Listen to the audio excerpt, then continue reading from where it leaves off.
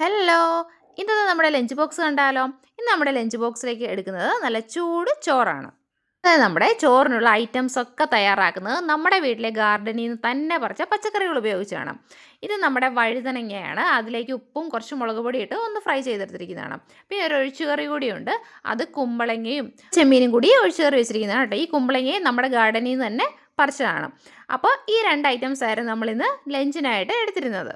Maximum നമ്മൾ നമ്മുടെ വീട്ടിലേക്കുള്ള പച്ചക്കറികളൊക്കെ നമ്മുടെ വീട്ടിൽ തന്നെ കൃഷി ചെയ്യാനായിട്ട് ശ്രമിക്കുന്നതാണ് ഏറ്റവും നല്ലത്. അങ്ങനെ നമ്മുടെ ലഞ്ച് ബോക്സ് അങ്ങ് സെറ്റ് ആയിട്ടുണ്ട്. ഇനി നമ്മുടെ സ്നാക്സ് ബോക്സിലേക്ക് എടുക്കുന്നത് ABCDയുടെ ലെറ്റേഴ്സിൻ്റെ ബിസ്ക്കറ്റാണ്.